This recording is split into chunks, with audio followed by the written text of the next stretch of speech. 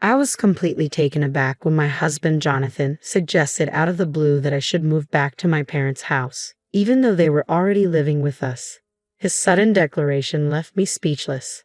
He seemed to think he was being perfectly logical, though, and with a blunt tone, he asked, "Do you have a problem with that?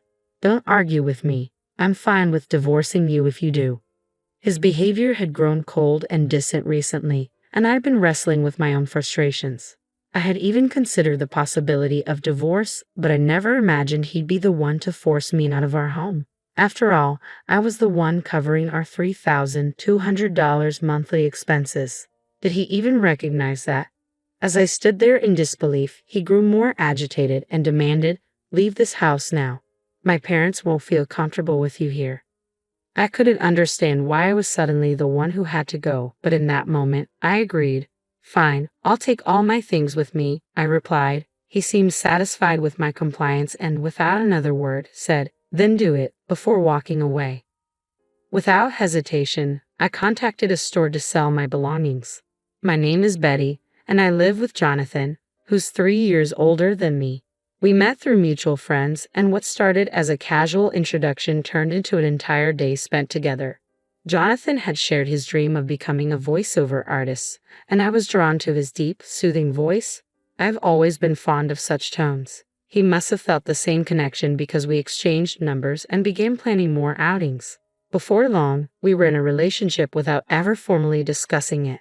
At the time, I had just graduated from college and started my career. Dating someone with more life experience like Jonathan felt exciting. My friend Laura voiced concerns about our age difference, but I brushed it off.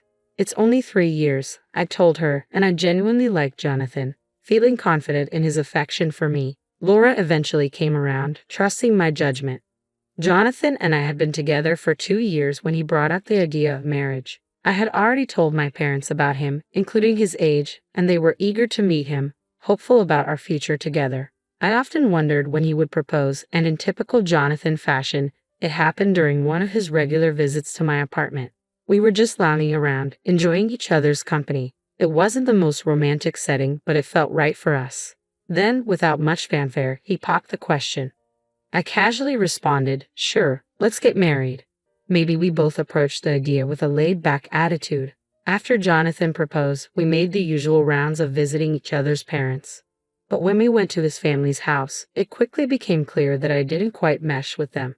The house was filled with decor meant to imitate old-fashioned luxury, but it all felt rather forced. His parents wore expensive clothes and flashy jewelry, giving off the impression that they were trying too hard to appear wealthy.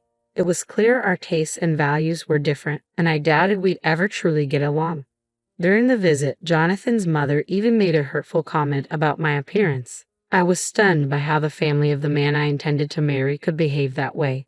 But in the end, I reminded myself that I was marrying Jonathan, not his family. We were set to start our own lives together, and if I didn't enjoy being around his parents, I could always limit my time with them. With that thought, I decided not to let it bother me too much. After our wedding, as we settled into our new condo, I began to notice that Jonathan seemed distracted. One day, out of the blue, he asked, "Hey, who was that woman in the blue dress at our wedding?" Given that several guests had worn blue, I couldn't immediately figure out who he meant.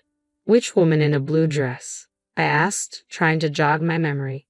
"You know, the one who gave a speech as your best friend," he clarified. "Are you talking about Laura?" I replied, realizing that Laura had, in fact, worn a blue dress. "Yes, that's her," Jonathan said, though his tone carried a hint of unease. I was puzzled. "What's wrong with Laura?" I asked, sensing something off. "Oh, it's nothing," he said, brushing it off. "Just something I noticed the other day. I thought I saw someone who looked like her on my way to work," Jonathan said, his expression a bit unsettled. "It reminded me she was your best friend who spoke at our wedding." I was confused by Jonathan's sudden curiosity about Laura and his flustered response, but before I could ask more, he laughed awkwardly and retreated to his room. Not long after, Laura called me, brimming with excitement. "Betty, my boyfriend's coming back to Canada next year," she exclaimed. Laura and her boyfriend had been together since high school, having known each other since childhood. He had moved away in middle school, But they stayed close, first through letters and then by reconnecting in high school when he finally confessed his feelings for her. I had always loved hearing about Laura's romantic adventures. Even though her boyfriend had been working abroad for a few years, their relationship had remained strong. "Do you think he'll propose when he's back?" I teased. Laura giggled. "Maybe, but you're always jumping ahead, Betty." "Well, if he does, make sure to invite me to the wedding," I joked. "I'll expect another heartfelt speech like the one you gave at mine." "Oh, of course," Laura said, laughing. "But don't set the bar too high." We both chuckled, sipping our tea and enjoying the familiar comfort of our friendship. Laura had always been there for me, and I for her, sharing our lives and supporting each other through any struggles. Around this time, though, I began noticing some changes in Jonathan's routine. He started coming home later and later. "Working late again tonight?" I asked one evening as he walked through the door. "Yeah, why? Do you think I shouldn't work?" he snapped, a defensive edge in his voice. Jonathan had never let go of his dream of becoming a voiceover artist, and while I admired his dedication, it was starting to take its toll. He juggled several part-time jobs to pay for his voice artist training, but all his earnings went straight to that, leaving me to cover all of our living expenses. Saving money together felt impossible, and the strain was becoming more obvious with each passing day. As his hours at his part-time job grew longer, my concern deepened. "Hey, haven't you been working too much lately?" I asked, trying to sound supportive. "They shouldn't be making you do so much overtime, especially for a part-time job." He brushed me off, unwilling to discuss it, but deep down, I knew his relentless pursuit of his dream was starting to create a rift between us, both financially and emotionally. One day, I finally spoke up. "I told you, I'm worried." "I'm fine. More money is always better. Just keep your opinions to yourself." Jonathan snapped back, his tone colder than ever. By that point, he had grown distant, barely acknowledging me, and had stopped using my name altogether. He only referred to me as you when we spoke, and I had hoped that marriage would bring more warmth, more connection between us. Instead, his words had turned sharp and dismissive. The gentle, soothing voice I had fallen in love with had become rough and harsh. Jonathan had also been drinking more, and his voice even sounded hoarse at times, a concerning issue for someone aspiring to be a voiceover artist. Yet he showed no interest in discussing his health or making any changes. Conversations with him became rare, and eventually, he started avoiding me completely, even when we were in the same room. Amidst all of this, Laura called me, saying she had something important to discuss. I was eager to meet up, desperate for a break from the tension at home. We decided to meet at a cafe, and when we arrived, Laura carefully chose a booth with a clear view of the counter and staff. "You picked this spot on purpose?" I asked, noticing her cautious demeanor. "Yes," she replied, her expression serious. "I want a place where the staff can see if there's someone suspicious around." "A suspicious person? Is that what you wanted to talk about?" I asked, growing concerned. Laura nodded, her face tight with worry. She explained that ever since she left her job a month ago, she had felt like someone was following her. Lately, she even sensed she was being watched on her days off. The reason she picked that particular booth was because she feared the person might try to eavesdrop on our conversation. "Have you gone to the police?" I asked. "I did, but since there's been no direct contact, they said there isn't much they can do," she sighed. "What about your boyfriend? Isn't he coming back next month? Maybe he can help," I suggested, hoping she had someone nearby for support. "I'm planning to talk to him, but I wanted to talk to you first. You're closer," she explained, her voice tinged with unease. The weight of Laura's words hung in the air, and as we sat there, I realized that both of us were caught in unsettling situations. Her with a potential stalker, and me with a marriage that seemed to be unraveling before my eyes. I understood Laura's need for immediate support. She hadn't gotten a clear look at her stalker, making the situation even more frightening. She couldn't tell if the person was a man or a woman, and the constant fear was wearing her down. Determined to help, I discreetly started watching from a distance, hoping to identify who was following her. At the same time, I was wrestling with my own troubled relationship with Jonathan, but I couldn't bring myself to talk about it yet. Then, I made a shocking discovery. The person shadowing Laura was none other than my husband, Jonathan. He had always claimed to be working late, but I noticed that after his shifts, he would linger near Laura's workplace and follow her when she left. Seeing him do this was beyond unsettling. The man responsible for my best friend's fear was my own husband. Jonathan's behavior completely shattered my perception of him. The man I had once loved, the one I thought I knew, now seemed like a stranger. That disturbing grin he wore as he followed Laura chilled me to the bone, and the love I had once felt turned to ice. I knew I had to tell Laura the truth. I urged her to move immediately for her safety. With help from her colleagues, we arranged for someone to drive her from the underground parking lot to her new residence, taking every precaution to ensure she remained safe. As Laura made her escape, Jonathan's frustration grew. His anger eventually erupted. "My parents are going to live here, so you need to go back to your parents' house," he demanded one day, completely out of the blue. I was shocked by the sudden and unreasonable ultimatum. "If you have a problem with that, then I'm fine with divorcing you," he spat, losing his temper. Though I had already considered divorce many times before, hearing him say it so callously hit me hard. The reality of our crumbling relationship finally became undeniable. I couldn't believe Jonathan thought he could just kick me out of the home I was paying for $3,200 a month, every single month.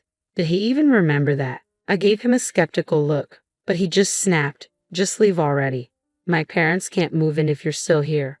His words didn't make any sense. "Why do I have to leave?" "I don't understand," I said, trying to keep my frustration in check.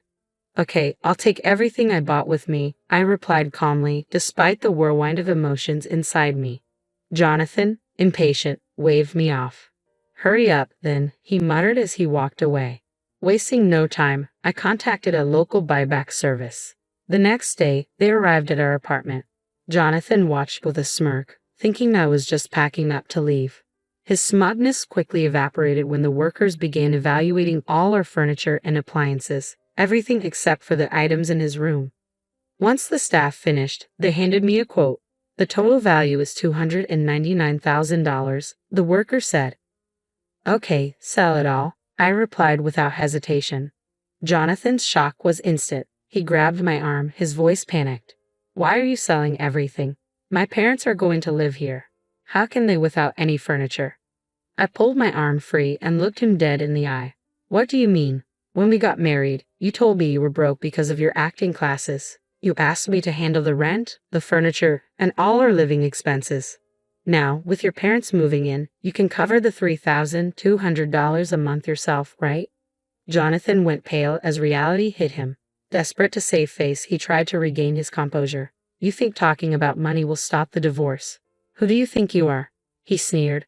"I've already gotten close to a rich lady," he added, striking a ridiculous pose.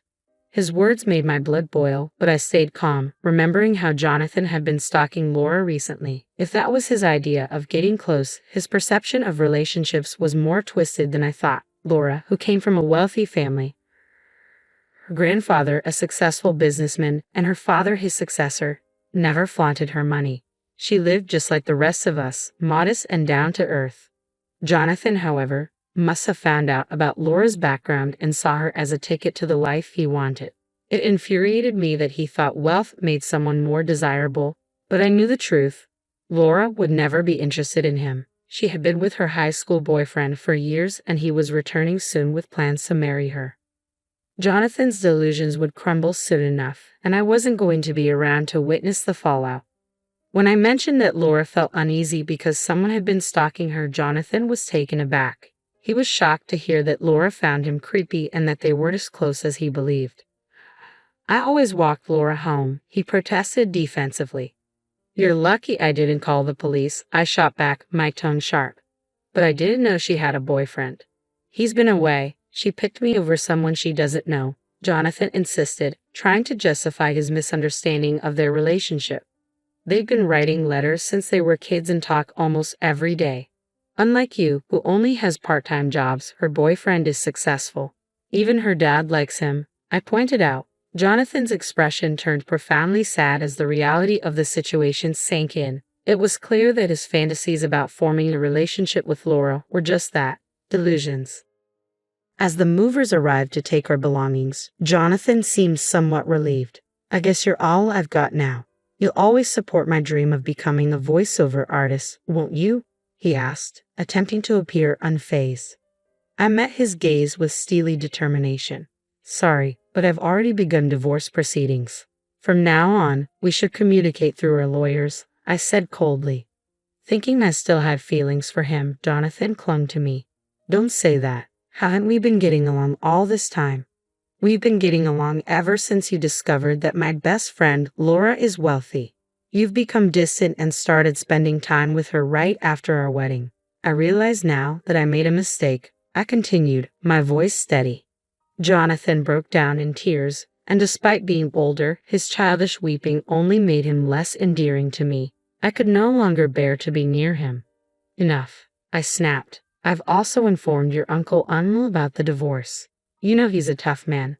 Well, he's decided to work for him, which means I can no longer support your voiceover dreams. You barely practice as it is. It might be time to accept reality and stay away from Laura. If you don't, I'll call the police. With those final words, I left, determined not to look back. For now, I would stay with my parents, though I considered moving closer to my workplace if I found a suitable place.